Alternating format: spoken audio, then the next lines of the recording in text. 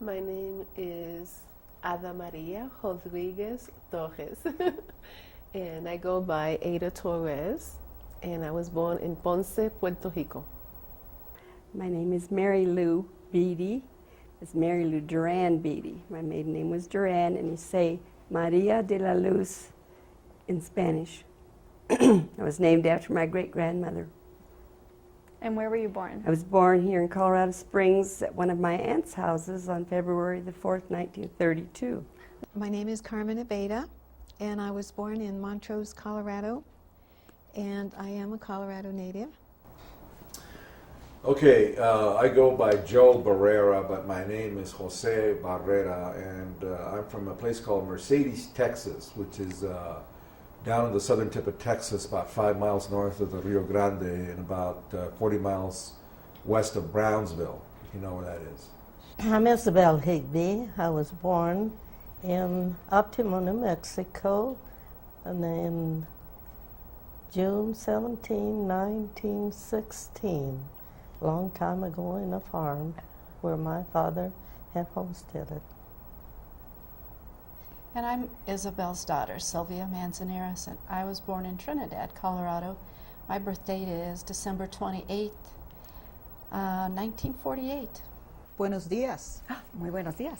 Mi nombre es Carmen Vazquez Alvarado Martínez Bonilla Rosado Meléndez Aguado de Victoria.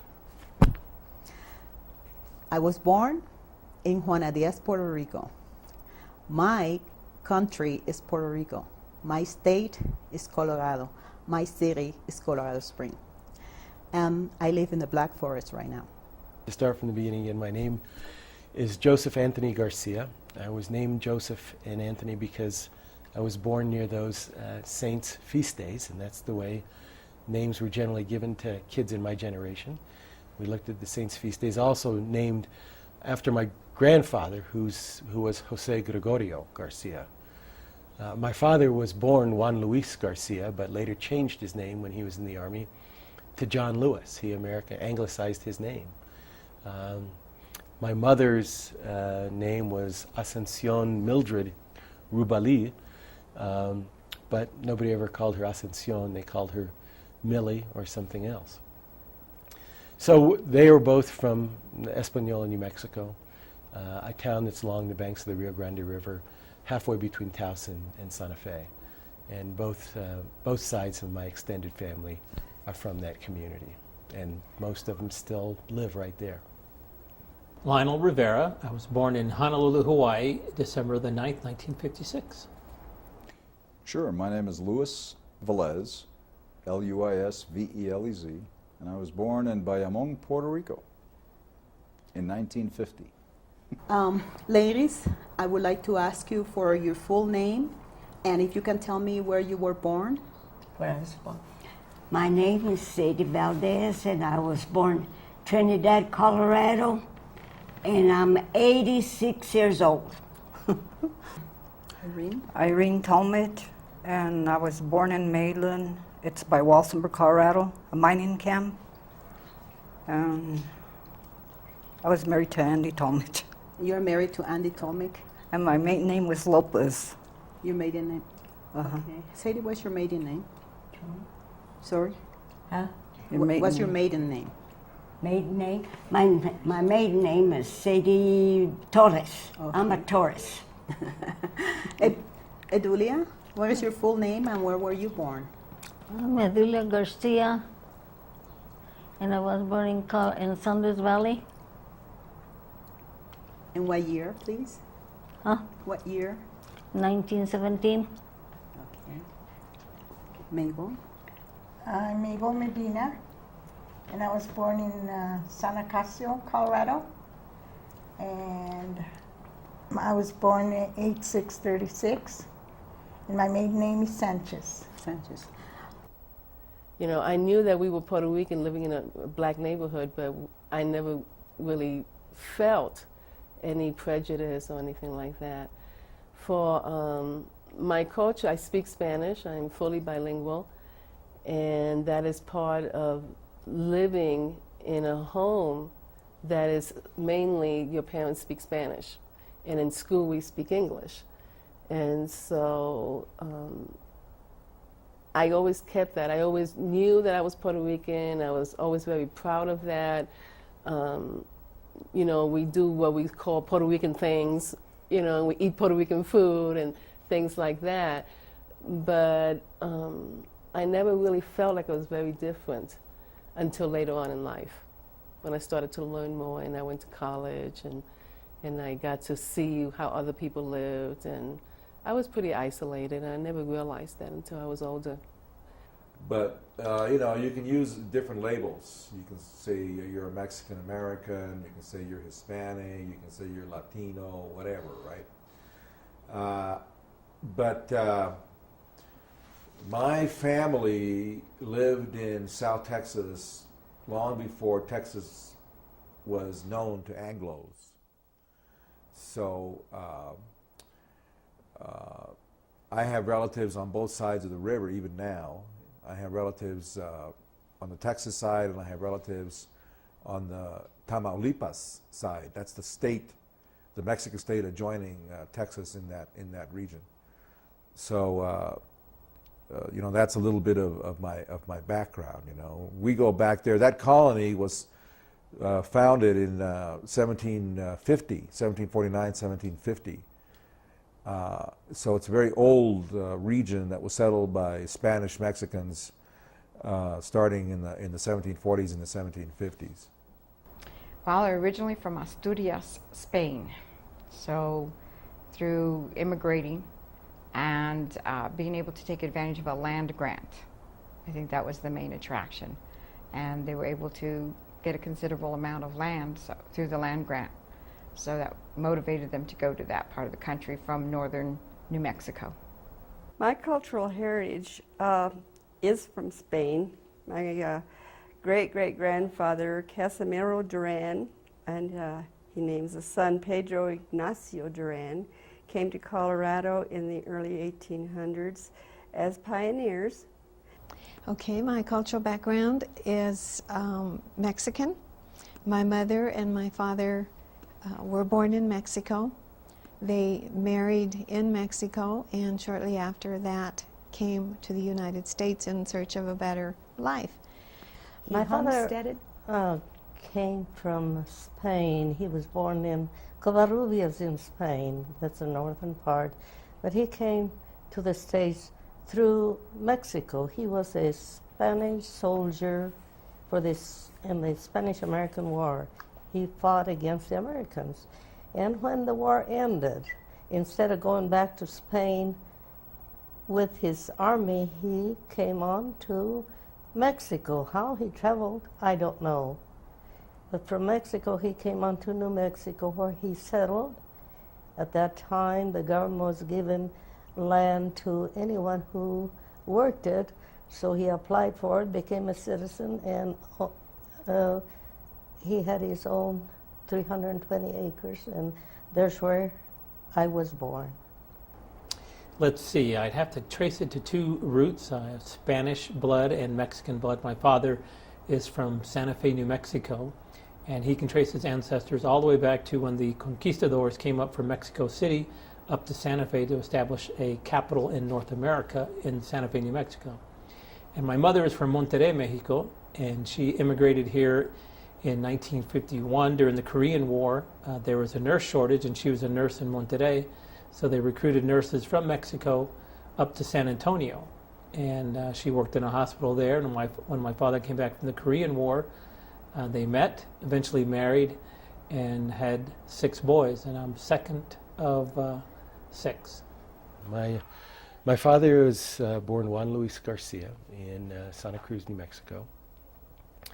His father, Jose Gregorio Garcia, and his mother was Mauricia Garcia.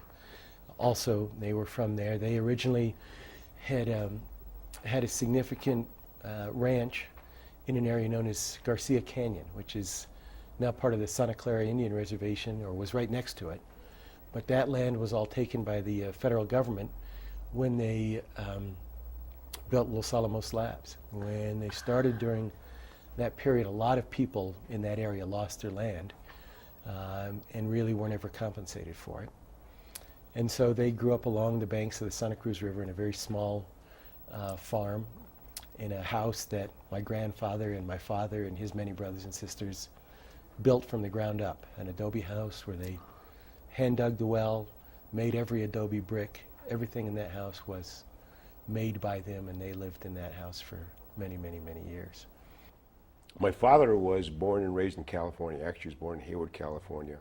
On my maternal and paternal side, my father's side of the family all came from Spain. My grandfather was from Estepona, Spain. His family actually were fishermen, and they migrated from Spain to the Hawaiian Islands and came to California after they worked off their labor to go to the Hawaiian Islands, and literally worked the fields of California doing harvesting and field work until World War II, and thereafter worked in a local cannery there in the city of Hayward. On my dad's grandmother migrated the same way. She came over and did ranching in the East Bay Hills of the San Francisco Bay Area, and met my grandfather, and they married. My mother's side of the family is kind of split. I have 2 aunts and an uncle that were all born in Spain. They came from Placencia, which is in the Extremadura area of Spain. And then they migrated to Argentina. I had a great-grandfather that was kind of a vagabond, and they went to go find him.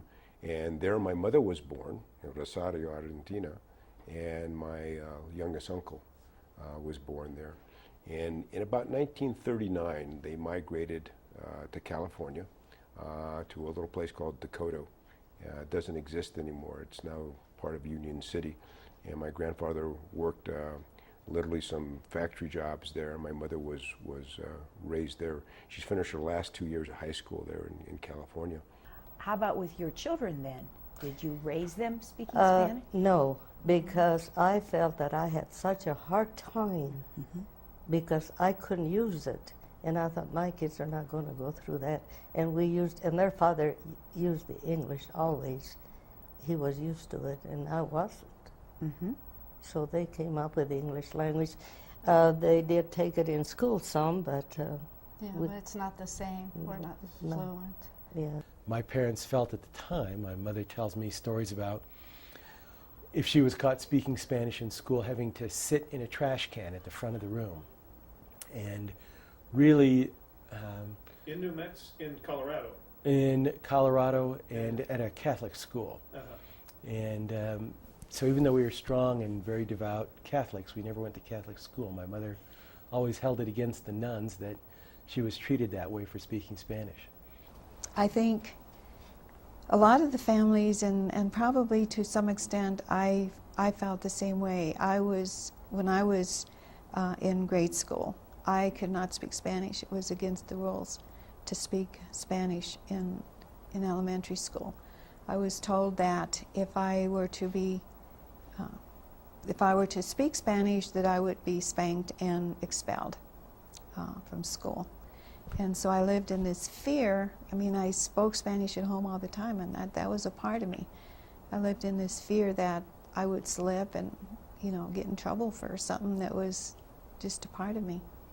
And so I think to some extent, because of what I went through, I had that feeling that it may not be as good for my children to learn, although things were a little different when they were in elementary school. But it's difficult. It is difficult. Did your parents teach you and your siblings Spanish? You know, and this is probably a story that you'll hear from a lot of Hispanics of my age. I did not speak English until I was 5 or 6 years of age, because I was raised with my grandparents. My grandparents, to my knowledge, never spoke English. I found out later on they could actually speak some English, but they didn't speak very much at all. So that's all I could speak, really, was Spanish until I started to go to school. And that's about the same time that we moved out into the suburbs. Both my parents had such a difficult time when they were in school because basically they spoke Spanish and then learned English later, that they didn't want that to happen to me. And there was a lot of, and we could term it a lot of different ways, but the reality was they did not treat individuals that spoke Spanish very well in school. They didn't want me to have that experience. So they made this pact that they would not speak Spanish in the household in front of me. I always regret that because basically my Spanish is like 5-year-old Spanish or 6-year-old Spanish. I understand probably a little bit more than I can speak. But the interesting thing about it is it was such a dumb decision because my father spoke poor English with a deep accent. My mother spoke poor English with a deep accent. If I was going to learn English, it wasn't going to be in the household anyway. It was going to be outside. What I could have learned, especially from my mother, because she was very, very fluent, having been educated almost all the way through high school in Argentina, was very, very good Spanish. So I grew up in a bilingual family that didn't exercise that and lost most of that. Did your parents teach you Spanish? Well, you know, it really wasn't them teaching me Spanish. That was the language in the house when I was growing up. My mother, being from Mexico, spoke Spanish as her first language, and that's what we spoke in the house. And she claims that she learned English by watching I Love Lucy, because Ricky Ricardo would say some words in Spanish and then she could pick things up. But we grew up speaking Spanish in our house, and as we got further into school and got away from that, I think some of our Spanish skills kind of dissipated. But I worked very hard on practicing mine and try to keep fluent. I'm a bicultural bilingual, porque puedo hablar en español, si ustedes quieren, yo les hablo, you know. To be bilingual and bicultural is not a handicap. There's a lot of people who believe that you cannot be something else at the same time that you are an American. Well, you can. You can be an American and you can be a Chicano or a Mexican American and learn or know about Mexican things or speak Spanish or be comfortable in that different culture. You can switch gears and you can be comfortable in the so-called Anglo culture. Well, I know we always, especially when I was younger, besides the Spanish, because that was the biggest part of instilling culture, instilling a language by derivatives embeds you with a lot of the values of that culture. So that was the single greatest issue. I know as a parent, I tried to do exactly the same thing with my children, to teach them the Spanish language as they were growing up. You know, different generations, different location where there isn't the societal network to promote you learning another language. Here, everybody spoke English. Very different outcome. Both of my children didn't want to learn Spanish. They felt that, what do I have to know that for, you know? Interestingly enough, now, fast forward 20 years in their lives, both of them feel that it is a valuable component in their future lives. So both have gone back to school to learn Spanish. We have Latinos who are very, very white, and we have Latinos who are very, very black, and we have everybody in between. We have Latinos that look like Native Americans, and we have Latinos who look like they're Asian, and so we're a mix, you know, of different looks and different races and different ethnicities, and it's just interesting to see, to live in Colorado Springs and to be isolated and live in a community where you feel like this is a safe community You know, nobody holds anything against me until something personal happens. You know, and for me, it was, the biggest thing was when I was diagnosed with breast cancer, and I thought, you know, he probably just said that I had breast cancer just because I'm a Latina and he doesn't like Latinas.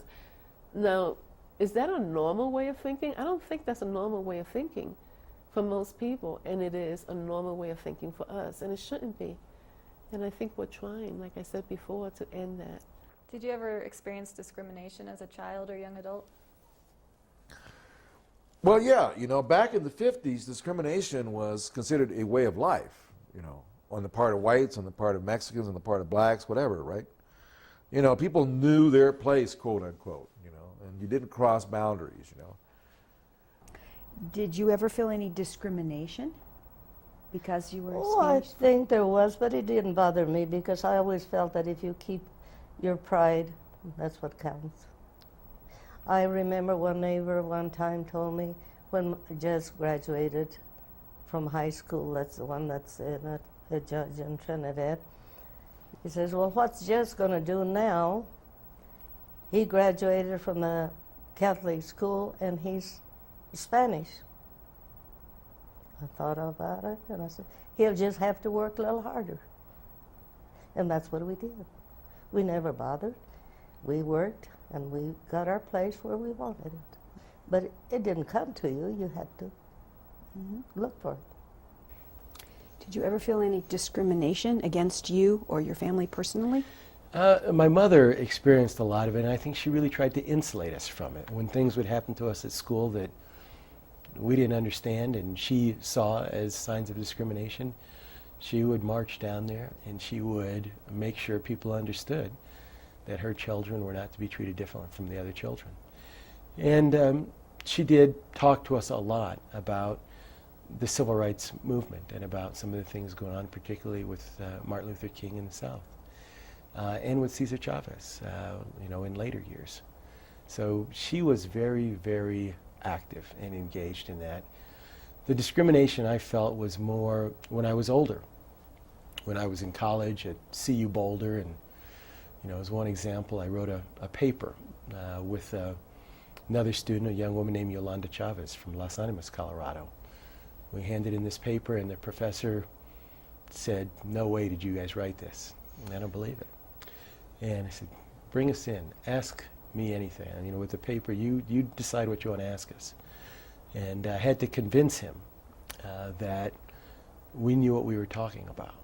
And because of my mom's strong emphasis on reading, we always read a lot when we were kids. She read to us, we read on our own. So I've always been a capable writer, and I think that this business professor at CU just didn't expect that. And so he didn't, not only didn't he expect it, he wouldn't accept it.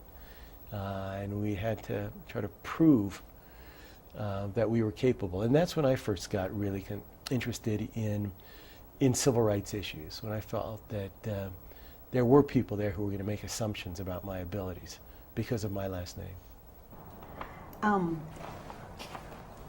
Did you ever experience discrimination any time growing up? Any what? Discrimination. Discriminación. Discrimination. Oh, gosh. Do I have to say that? It will help us to know our city or our towns. It's okay. Oh, okay. Okay, when I first came to Colorado Springs, okay, first of all, when I first started, you know, like I said, going to school, we had a lot of Italians and what. There was no difference between races. I came to Colorado Springs, and it was kind of hard for us to go into a place because we didn't know if they're going to let us in. And one day, me and my husband, we were walking around, it was hot, and we went in this restaurant to get a drink. And we sat down, and we stood there sitting down, and pretty soon this guy wouldn't come to ask us, you know, if we wanted to think. So I told my husband, I said, go tell him that we want to pop. And he came over and he said, we don't we don't feed Mexicans.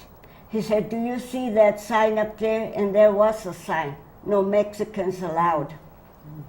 So naturally, we were afraid to say anything, so we walked out, never said a word.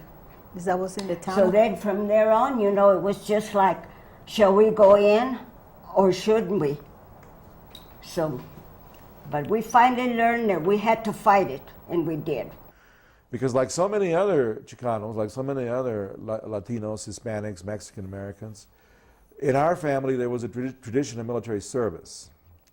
Not just military service, but military service in what they call the combat arms, you know, which is infantry, armor, artillery, that kind of thing, you know.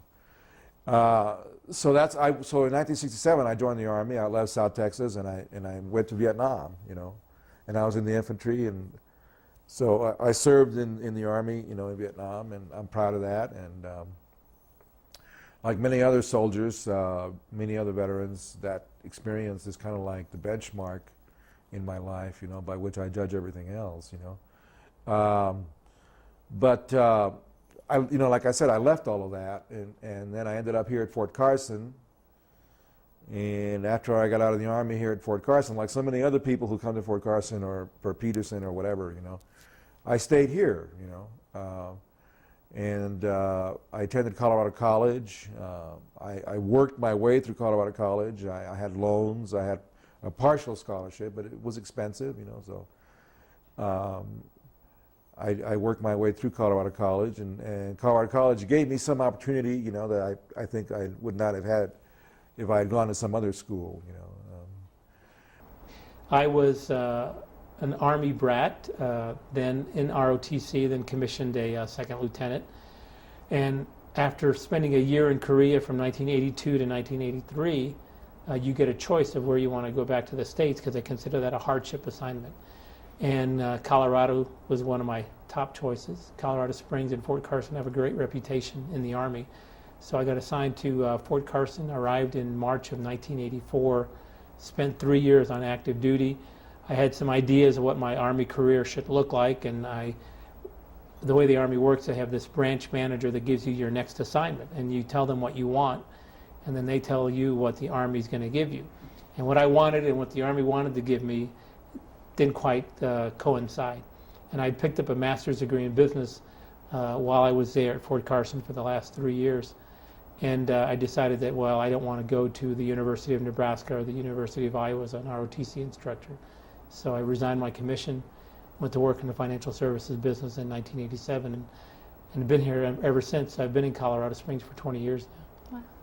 The military brought me out here to Colorado Springs after Vietnam.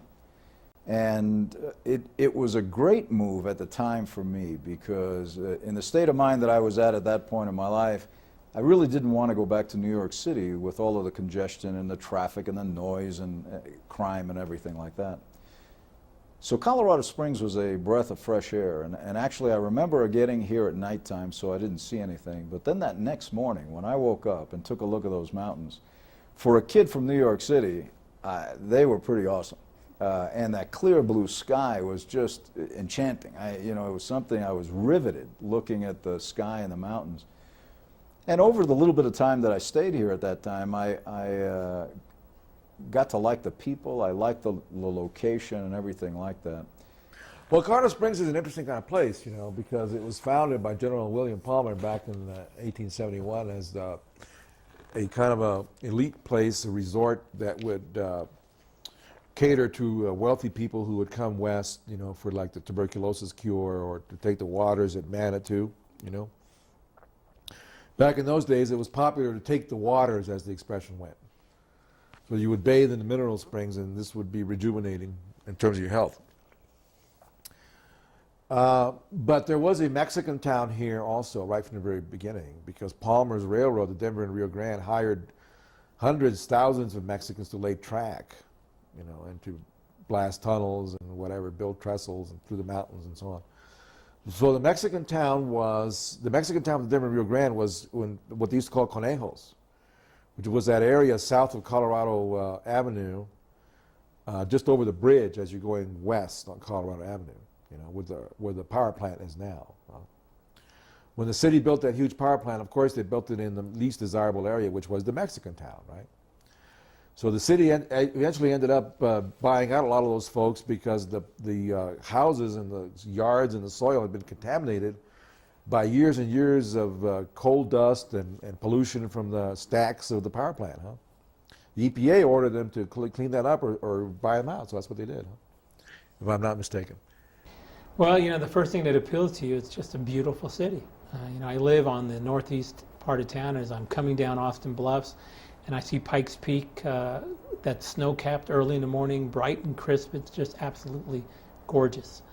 And then I think we have a safe city. It's clean. We do have our crime like other cities, but compared to cities across the country our size, we have a very low crime rate. But more than anything else, I think I like the people in Colorado Springs.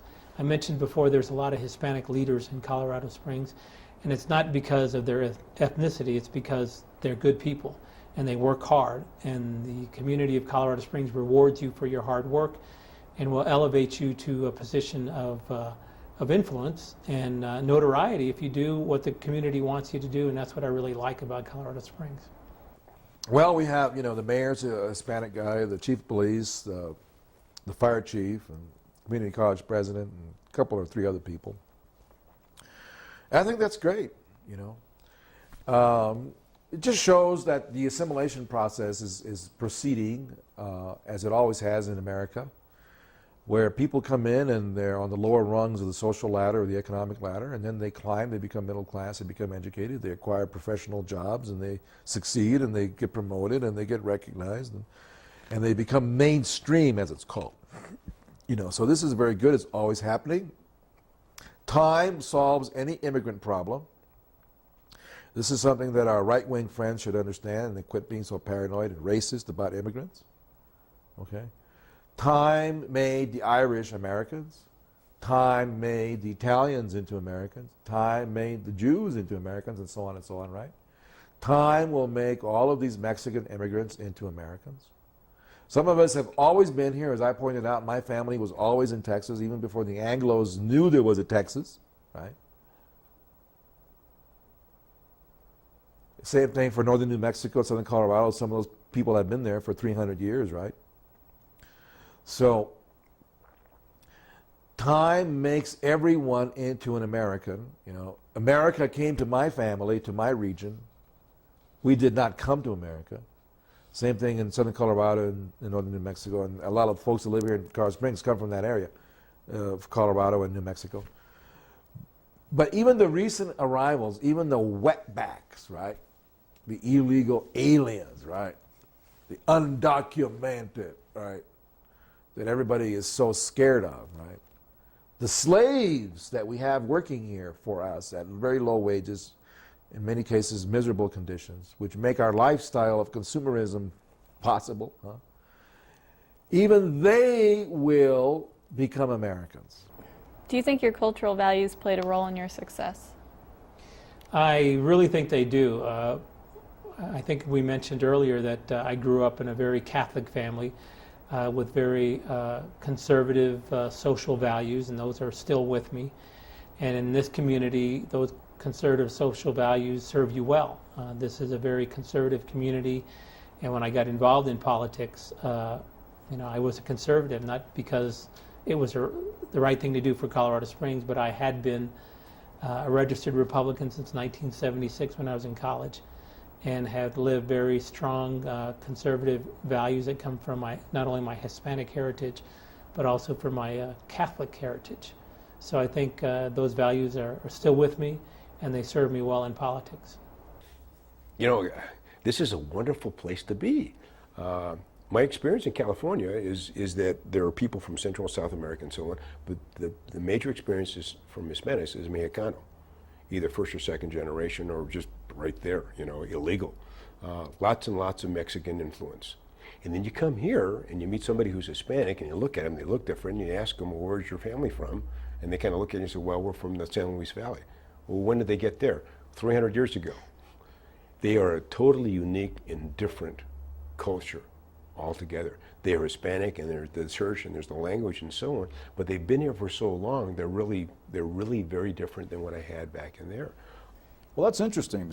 Since I've been here for 30 years, I've seen a dramatic change taking place in our region. First and foremost is the growth of our area. And we're not slowing down. I mean, I know some people think we are, but we're continue to grow almost exponentially.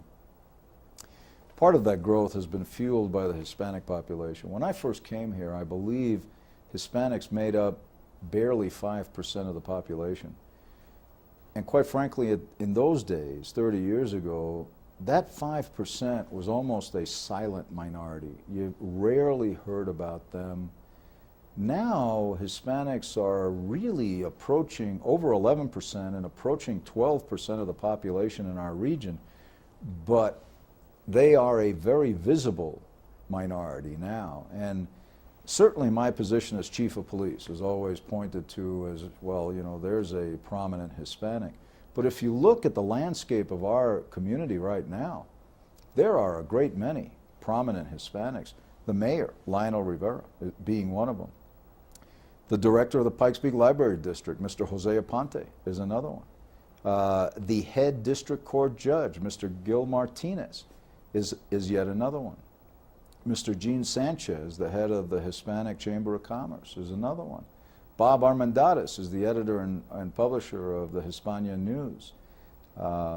And Joe Garcia, the president of Pikes Peak Community College.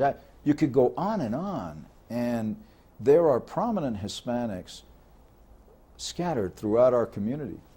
And we're all, I can tell you, we're all proud of our respective heritage, being Hispanics. We're all proud of being Americans, too. I don't want to you know, forget that, because truly, while we may be Hispanics first, we're all of us are Americans, and we this is a place that we truly love, and this is our country, and whether we come from Mexico or Venezuela or Puerto Rico, the United States is home. That sort of goes along with my next question, which is what cultural term do you prefer to use to describe yourself?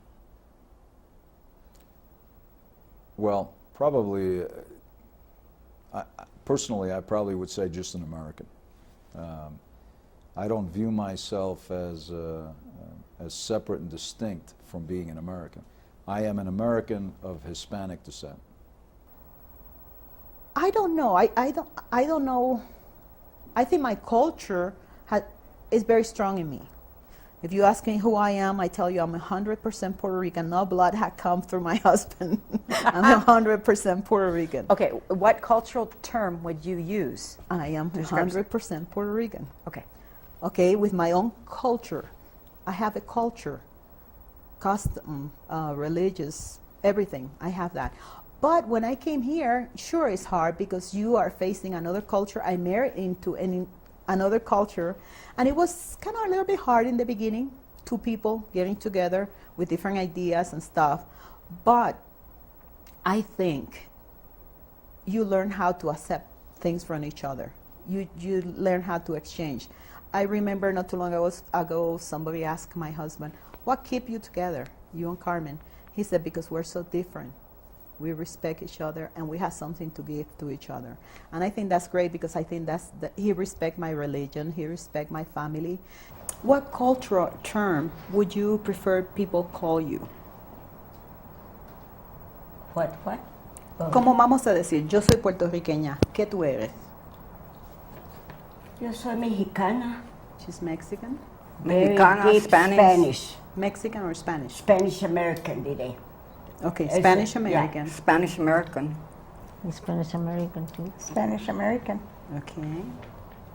Why did you like that title, or what makes you feel that way? Well, when I was going to school, you know, I always thought, well, you know, I have to have a name for it. So every paper that I filled, I would say Spanish American, so they would know, you know, that's what I was, and that's what I am. I'm still am.